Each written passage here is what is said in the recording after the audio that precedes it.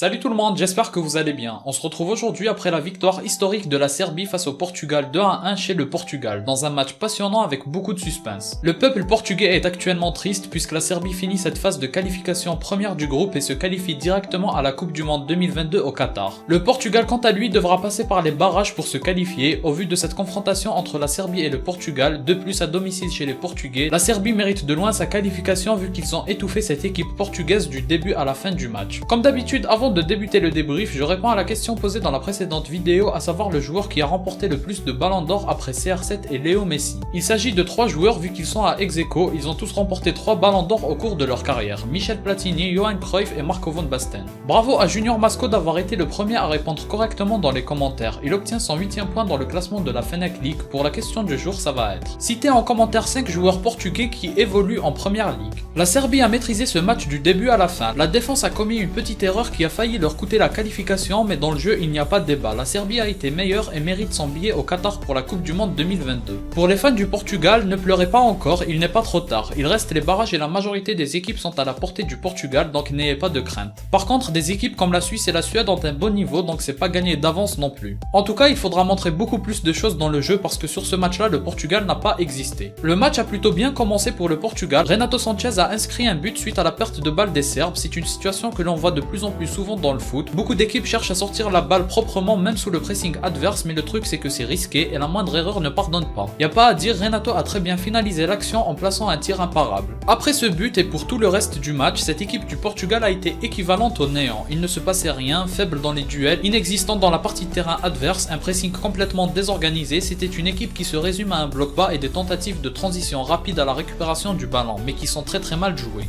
De temps à autre, Bernardo Silva a fait des dingueries, mais si ça vient pas du talent individuel, il ne se passe rien, collectivement c'était vraiment nul. Bien sûr, c'était grâce au pressing serbe et à l'organisation parfaite qu'ils ont eu. À chaque fois qu'un Portugais était en possession du ballon, il y avait 2 à 3 Serbes autour de lui, et c'est ce qui leur a permis d'avoir une grande possession du ballon. Et surtout de multiplier les offensifs, que ce soit les corners, les coups francs et même dans le jeu, la Serbie n'arrivait pas à bien gérer ses offensifs et c'est pour ça que le score ne s'est terminé que de 2 à 1 en leur faveur. L'écart aurait pu être bien plus conséquent s'ils arrivaient à être plus efficaces. Les latéraux côté portugais n'ont rien apporté, ils n'étaient pas irréprochables défensivement et offensivement on les a quasiment jamais vus, et même quand on les voit ça joue très mal les coups. J'ai pas le souvenir d'un seul bon centre pour les attaquants. La rentrée de Bruno Fernandes a été catastrophique, il n'a rien apporté, c'est terrible comment il est mauvais avec le Portugal. Palhinha est aussi rentré au même moment que Bruno, mais il a beaucoup plus apporté dans l'engagement, il a remporté beaucoup de duels et il a récupéré beaucoup de ballons. Bernardo Silva, comme je l'ai dit plus tôt, a été très bon sur quelques prises de balles, c'est impressionnant comment il est fort pour sommer le ballon et éliminer son adversaire. Ronaldo n'a pas fait un grand match et c'est normal quand tu es attaquant et que ton équipe joue la grande majorité du temps en défense, mais sur ses remises et ses choix je l'ai trouvé excellent, il perd très peu le ballon et il fait toujours des bons choix. Renato Sanchez a été très bon mais il a gâché quelques occasions, il y a un penalty non sifflé sur lui quelques minutes après son but. Ça me permet de rebondir sur l'arbitrage mais ça a été catastrophique, des fautes sifflées par là alors qu'il n'y a pas du tout faute, d'autres fois ça ne siffle pas faute alors qu'il y a faute, et c'était dans un sens comme dans l'autre, que ce soit en faveur du Portugal ou en faveur de la Serbie. C'était vraiment un très mauvais arbitrage et le pire c'est que les erreurs c'était pas seulement sur les fautes, c'était aussi sur les touches et les corners. J'en profite aussi pour rappeler qu'en match aller, Ronaldo a inscrit le but de la victoire pour son équipe qui n'a pas été validé alors qu'il était valide à 100%. Je crois qu'il n'y avait pas la VAR à l'époque, mais comme quoi s'il n'y avait pas cette erreur en match aller, le Portugal serait qualifié aujourd'hui. Le gardien portugais Rui Patricio a vraiment été mauvais, sur le premier but il fait une faute de main mais ça peut être justifié du fait que le ballon a été contré par un Portugais, ce qui l'a certainement perturbé. Par contre sur le deuxième but il doit fermer le poteau, chose qu'il n'a absolument pas faite et ça coûte la qualification à son pays.